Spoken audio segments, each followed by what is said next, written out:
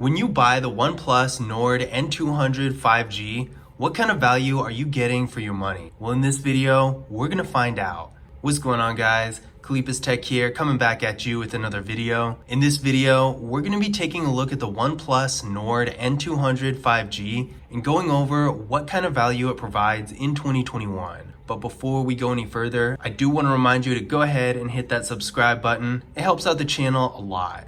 But with that being said, let's get into the video. So this phone has a 6.49 inch IPS LCD display with a 90 Hz refresh rate, a resolution of 1080p, a PPI of 405, an aspect ratio of 20:9, and a screen to body ratio of about 83.7%. Now, one thing that really stands out to me is the fact that this phone has a 90 Hz 1080p display. In this price range, that's really not all that common, so I am impressed. At 6.49 inches, it's a tiny bit below average. I would say the average display these days is 6.5 inches, but that difference is so minute that I don't think it really matters. And despite all this, it's still gonna give you a good content consumption experience. So if you're streaming videos, viewing photos, playing a game, any of that stuff, it's still gonna be perfectly fine, especially with the nice resolution and the 90 Hz refresh rate. For the front-facing camera, we do have a hole punch design, which I personally really like.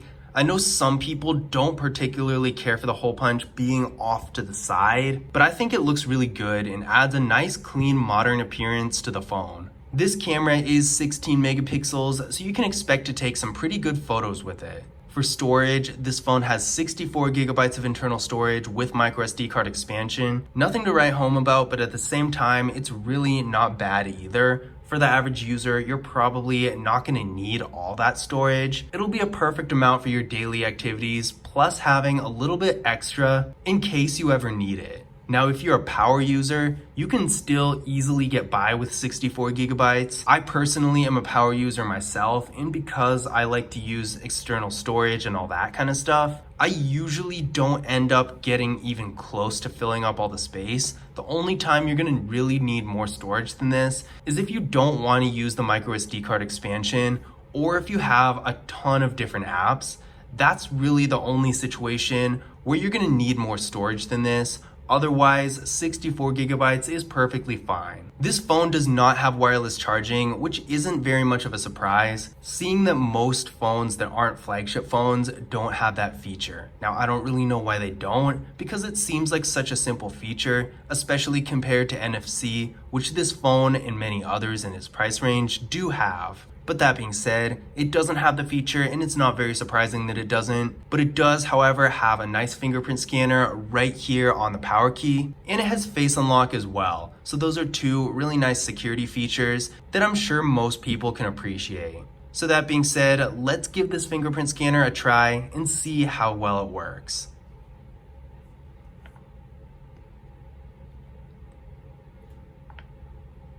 There we go, one more time. And there we go. So as you can see, the fingerprint scanner works really well, and I have no complaints here. For the rear camera setup, we have a 13 megapixel rear camera, a 2 megapixel macro camera, and a 2 megapixel depth sensing camera. So not the most impressive setup considering there's no ultra wide camera, but it is a decent setup all the same. So this is the photo taken with the main rear camera, and it did turn out really nice. The details look good. The lighting looks good. I do like the colors. It might be a little bit bright in some areas, but overall, for a phone in this price range, it's really not bad at all. This is a photo taken with portrait mode. So here you can see the depth sensing camera really works nicely.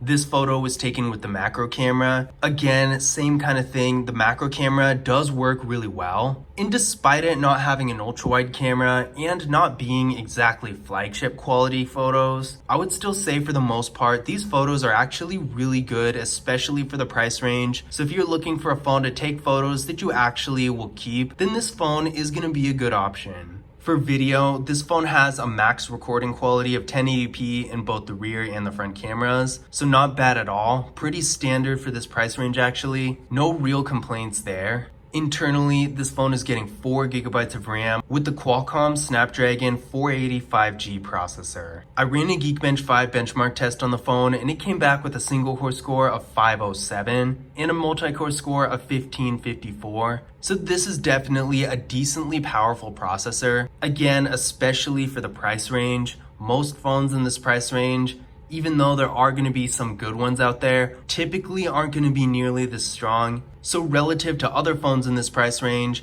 this is actually really impressive. Now, as far as what this phone can do, I would say it should be able to do pretty much anything you could reasonably expect to do on a daily basis. It's probably not going to be the best for the super demanding games like Fortnite, just because those games are really demanding. They take up a lot of CPU and require just a lot of power in general. So this phone might not be able to handle it. But then again, it might be able to run it at least decently. But as far as everything else goes, if you're just using the phone for browsing the web, going on social media, and playing the more normal games that aren't super graphics intensive, this processor should be able to handle all that with no issues. The battery of this phone is really impressive too, with a 5000 milliamp hour battery that supports 18 watt fast charging. The fast charging is going to help you out a lot. If you're ever in a situation where you don't have a whole lot of time to wait for your phone to charge up, you'll be glad the phone has that feature. And as far as the battery size, this is for sure one of the biggest batteries you can get in a phone. It's gonna last you a long time throughout the day and down the road. So all batteries do wear out eventually, but with a larger battery like a 5000 milliamp hour battery, it's not gonna be very noticeable very quickly.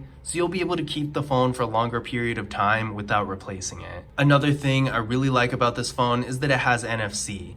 NFC is the technology behind Google Pay, Samsung Pay, Apple Pay, all that. Basically, any contactless mobile payment service you can think of. NFC is the technology behind all of that. In phones, in order to use those services, obviously need to actually have NFC, and luckily this phone does. And to give you an idea of how valuable it is for this phone to have NFC, the Motorola Moto G Stylus 5G, which is a little bit more expensive than this phone, doesn't have NFC. And neither do many other phones in this price range and above. So that's definitely something to consider if you use one of those services like Google Pay, because you will of course need a phone that has NFC in order to use that feature. So in conclusion, what kind of value are you actually getting when you spend the money to buy the OnePlus Nord N200 5G? I personally think this phone is actually a real good deal and provides a lot of value for the money. It has one of the best displays, if not the best, in its price range.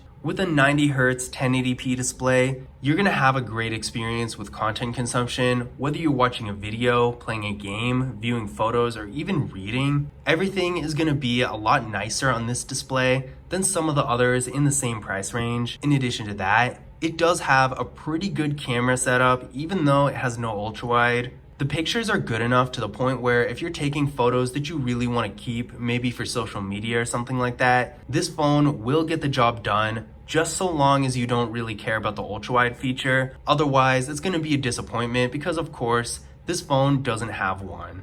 The phone also has a really good processor that's going to be able to handle pretty much any type of day-to-day tasks you might be doing. And to top it all off, it has a real nice sleek look and a big battery that supports really good fast charging. And almost forgot, it does have NFC, so if you do use contactless mobile payment services like Google Pay, this is an important feature for that. So at the end of the day, even though there's some room for improvement, for the price, the OnePlus Nord N200 5G provides a lot of value for the money in 2021. But I hope you guys enjoyed the video, and I hope you found this information useful as well. If you did, don't forget to leave a thumbs up and subscribe to the channel. And as always, I will see you guys in the next video.